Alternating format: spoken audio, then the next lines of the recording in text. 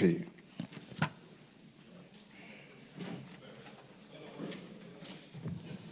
Order, Honorable Kokoyo. You know the procedure. You remain on your seat until you are given an opportunity. That's when you stand up. You can't be so presumptuous that whenever you want to speak, you will speak. What's your point of order? Thank you, Mr. Speaker.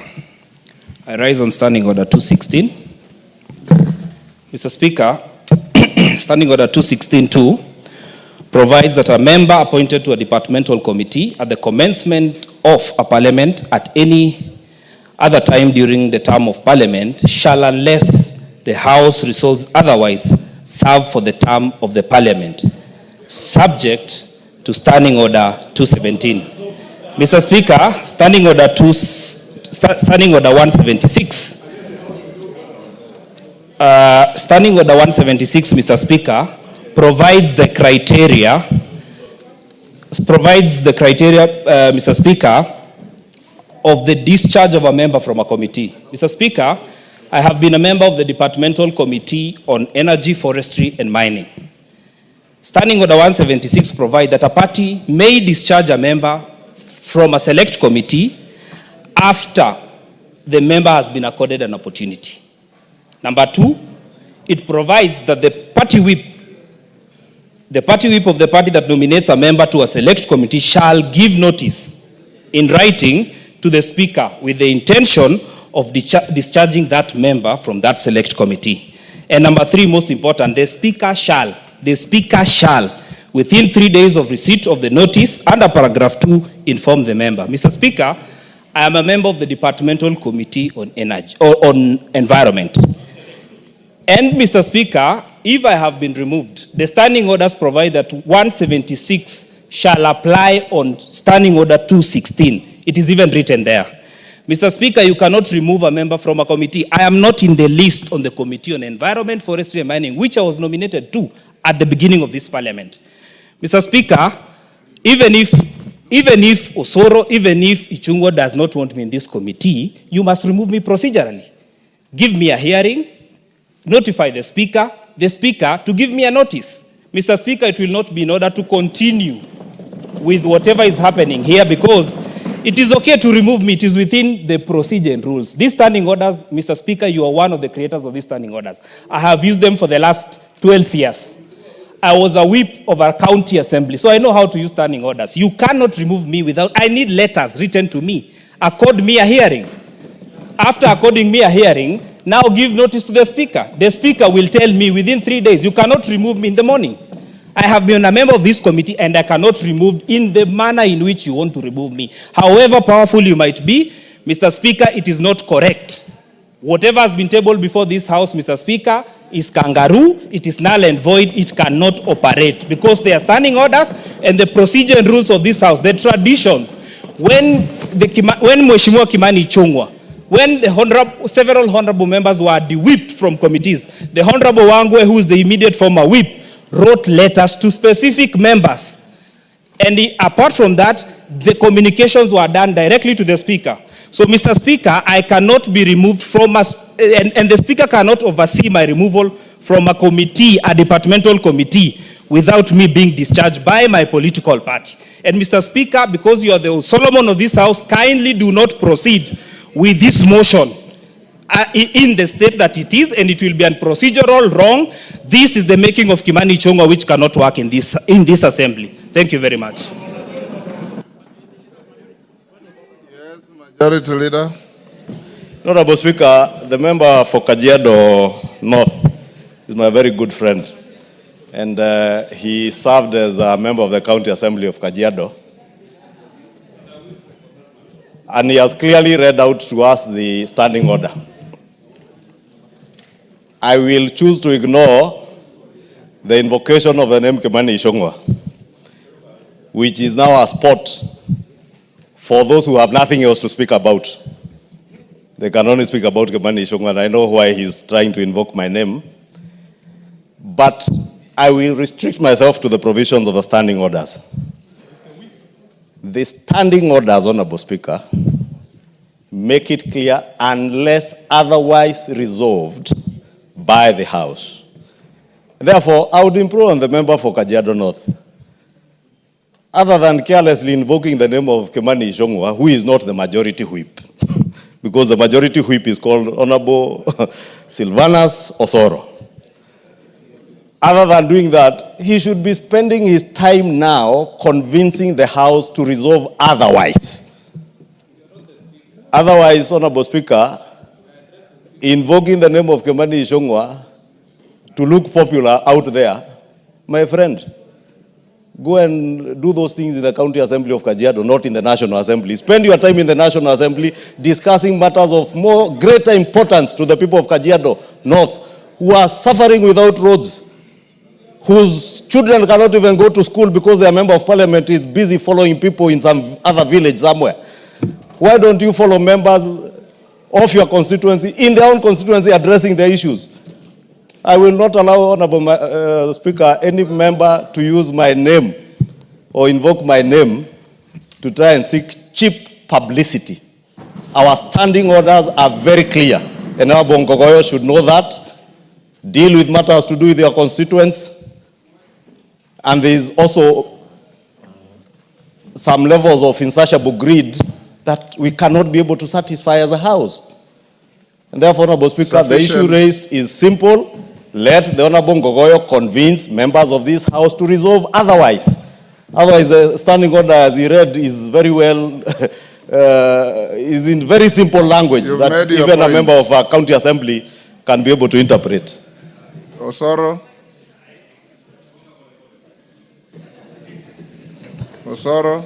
Honorable Speaker, thank you very much. Honorable Speaker, when I moved this particular motion, I did indicate that coming up with a list of committees in any particular committee, Honorable Speaker, is not very easy. The movement of one to the other affects another.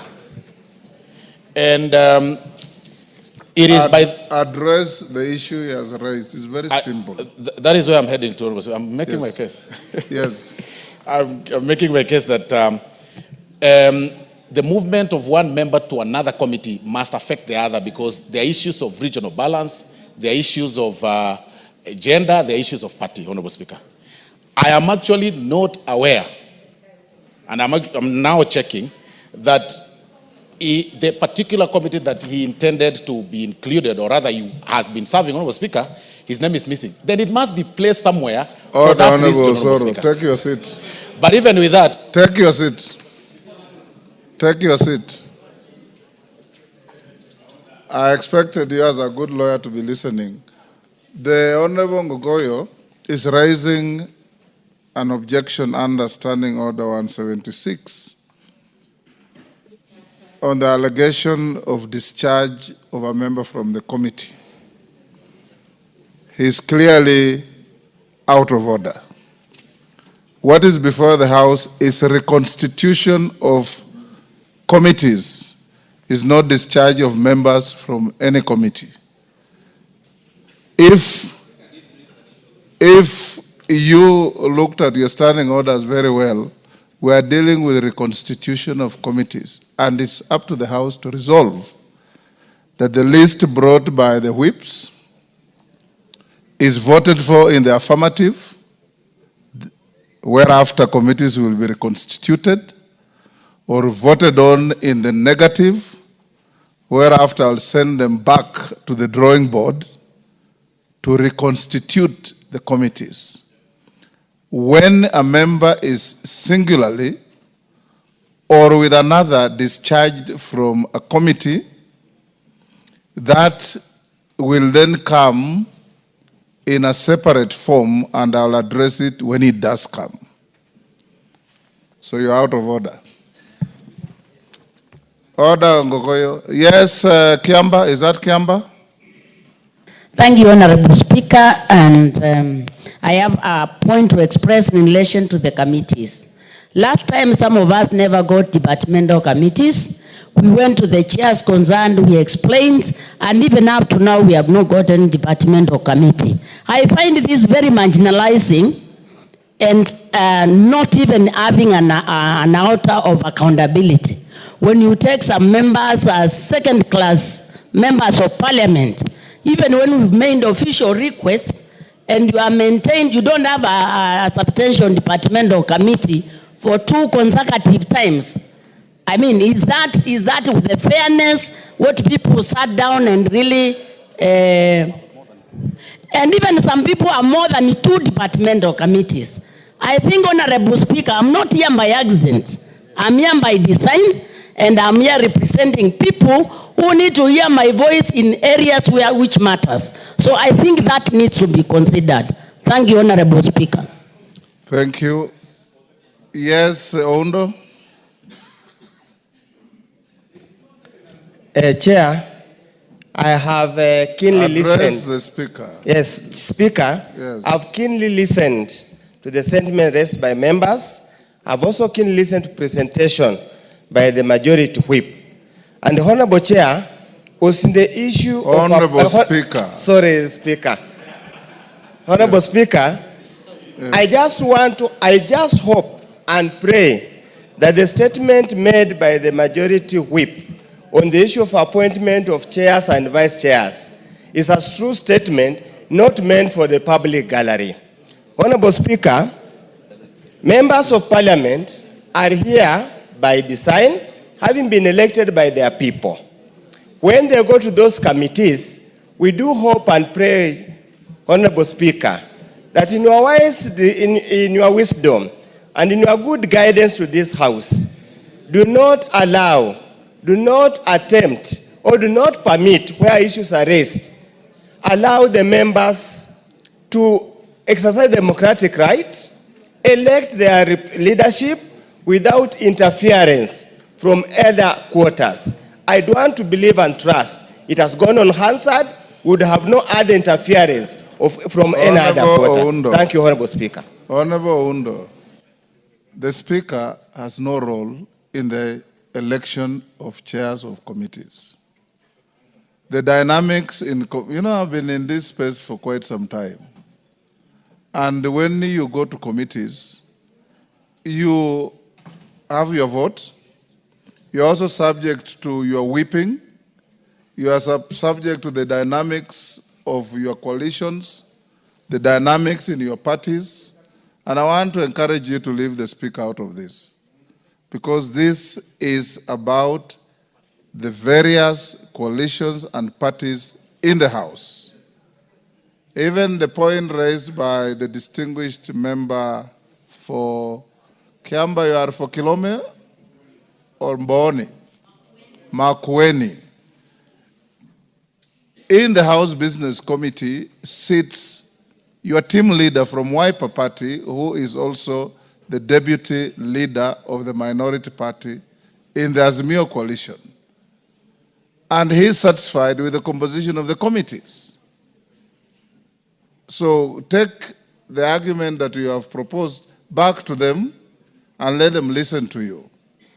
As it is now, this list was approved by House Business Committee, in which sits all your leadership, majority leader and his whip, minority leader and his whip, and your team leader within the enclave of Wiper. They have passed this in the House Business Committee.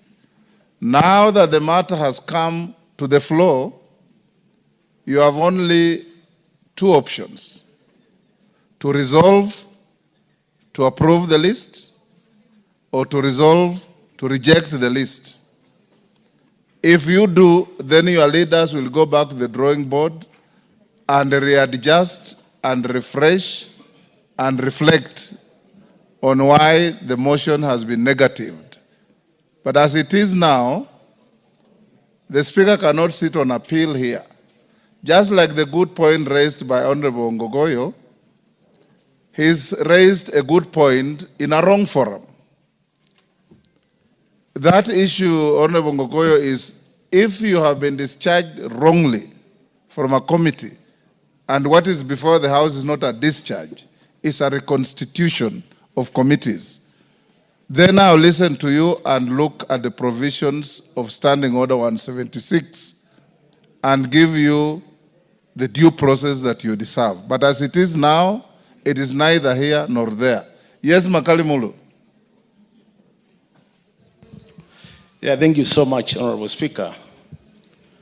Honorable Speaker, just as you have said, some of us have also been in this space for some time, and I want to say really I'm not complaining. For me, a committee is a committee, and once you are there, you serve. But I think there are some facts, we must put them on record, so that as we go to the future, they will inform this House. Honorable Speaker, when the whip was moving this motion, the only thing he didn't mention was that there was a consideration because you have a broad-based government now. That was also considered, Honorable Speaker. Why am I saying it was considered? Honorable Speaker, I've been a member of public debt. I've been the first chair of that committee for the last 2.5 years. And us as WIPA, we did agree that our members should remain in their respective committees without any movement. And I'm sure my party leader, my leader in the House, Honorable Mbui, that must have been the position. But as you can see, Honorable Speaker, I've been moved to another committee and I have no complaints. I will serve there faithfully, I can tell you, Honorable Speaker. But I want leaders here to learn. The majority leader of this House in the 12th Parliament was my chairman in the Budget and Appropriation Committee. And because of these political considerations, he was moved to other committees. And I thought this year, you will take this opportunity and make sure that members are not punished for relating the different individuals, Honorable Speaker. So, even though we don't want to say it, the truth of the matter, Honorable Speaker, is if we want this House to move to the next level in terms of democracy, we must allow members of this House to be in committees as they request. It is very unfortunate you find our members to departmental committees, Honorable Speaker. Some of us are in two select committees. And I thought if they were to remove me from public debt, they should have given me a departmental committee so that I also have a chance to serve in a departmental committee. But you realize, Honorable Speaker, I'm moving from a select committee to another select committee, Honorable Speaker. So as I said, I'm not complaining, Honorable Speaker, and I will serve there faithfully, but all said and done, Honorable Speaker. Makalimulu was a PhD in economics, and I thought I would serve better in public debt than I would serve in regional integration, Honorable Speaker. I don't want to go beyond that, Honorable Speaker. I will be voting for the motion, yes, but I want that to go on record on that matter. Thank you, Honorable Makalimulu. You have put it on record. Again, it's a good point being prosecuted in the wrong forum. Because that point should be prosecuted in the court of Robert Mbuya and Mili Odhiambo and Junet Mohammed, not before the Speaker. Order, honorable members on their feet, take your seats. Bowen, take your seat. Today you are very, very mobile. What is the problem? Take your seat. The members standing at the back. Honorable members, since all I've been hearing are lamentations and not contributions to the motion, allow me to put the question at order number 9, which is that pursuant to the provisions of Standing Order 175 and further to the resolution of the House on 27 October 2022, this House approves the appointment of members to the respective committees of the House as specified in the schedule to the supplementary order paper for 5th March 2025 afternoon sitting, subject to the amendment at page 165, where the Honorable Orero Peter Ocheng MP, appearing at number 16, is replaced by the Honorable Irene Mayaka. As members of that opinion say aye. Aye. Will those of the contrary opinion say nay? Nay. The ayes have it. Honorable members, having passed that, you are obligated in the committees that have been reconstituted to elect leadership, chair and vice chairs, within 7 days. So this must be done on or before Wednesday next week. Tomorrow by 8 in the morning, the clerk is directed to release a schedule of meetings of the various committees so that you can be able to observe that schedule and meet as directed in the rooms directed with the clerk and his team superintending over the election of the leadership of the committees. So be on the lookout for the communication to that. The select committees. Secondly, Honorable Millie Odhiambo was sufficiently clear in her contribution that where there are gaps, order members, that where there are gaps or there are issues to be addressed like the one of Ngogoyo, Makali Mula and so on, it is work in progress. You can go back to your caucuses, to your leadership. You will be listened to. If they find merit in what you raise, then they will be able to discharge one member for another, as in the case of Ngogoyo, or do whatever replacements which they can bring to the notice of the Speaker, and as and when they come, we'll give them due process. So take this as work in progress because these are dynamic processes. From time to time, we lose members to death, to court processes, and so on. And others have to come and replace them in those positions. So it's directed so. By tomorrow morning, the clerk's schedule will be out and start organizing yourselves to elect your leadership. Finally, the chair of every committee or vice chair is elected in accordance with the dynamics that you all know. So go on and elect and give us leadership that will help this house. And those who will be elected chairs of committees and vice chairs, I beseech you, be the first to create quorum in the house at all times. To whom more is given, much more is expected.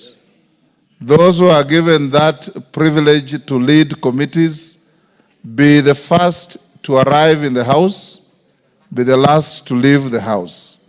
Like I did tell you, you are truly here in my many years. The Speaker always found me in the chamber, and I followed the Speaker out of the chamber. Every single working day. And Honorable Kainan is my witness to this. Please try and give this house quorum to work. Thank you. Next order. Order number 10, motion, consideration of the 2025 medium-term debt management strategy.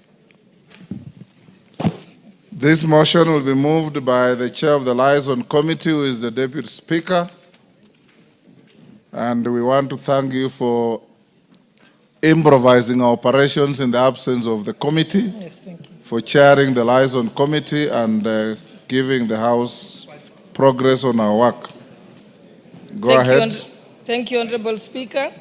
Honorable Speaker, I beg to move that this House adopts the report of the Liaison Committee on its consideration of the 2025 medium-term debt management strategy laid on the table of this House on Wednesday, 5th March 2025, and pursuant to the provisions of Section 15 of the Public Finance Management Act 2012 and Standing Order 232A 7 and 8.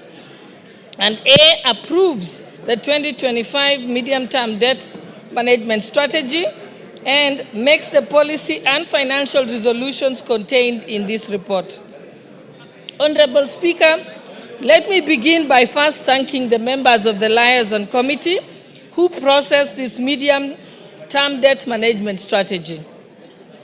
I must applaud the membership because this was the first time that the members considered the medium-term debt management strategy. In fact, Honorable Speaker, they sat until midnight last night to be able to complete the work together with the Cabinet Secretary of the National Treasury, together with his Principal Secretary and their team. And we also appreciate them. Honorable Speaker, the medium-term debt management strategy is a government policy document that guides the debt management for the next financial year, and over the medium term, the medium-term debt management framework assesses the cost and risk elements in the existing portfolio and develops a strategy to minimize those costs and risks in line with the set management objectives. Honorable Speaker, the medium-term debt management strategy has been prepared at a time when the country's public debt has reached 11.2 trillion by January of 2025, which is equivalent to and is 65.7% of GDP. This debt comprises of Kenya shillings 5.93 trillion as domestic debt and Kenya shillings 5.09 trillion as external debt. Honorable Speaker, despite the high level of the debt, which stands at the present value of overall public and publicly guaranteed debt at 63% of GDP.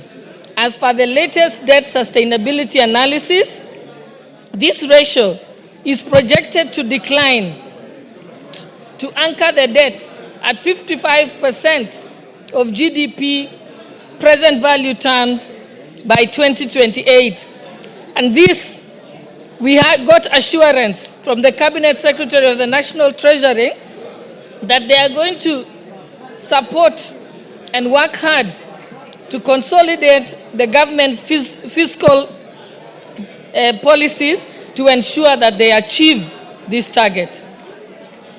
Honorable Speaker, the 2025 debt management strategy aims to optimize access to external concessional borrowing and to undertake liability management to minimize the costs and the risks of our debt portfolio. Order, honorable members. Honorable Speaker. Hold, Deputy Speaker. Honorable members conducting various illegal kamkunjis.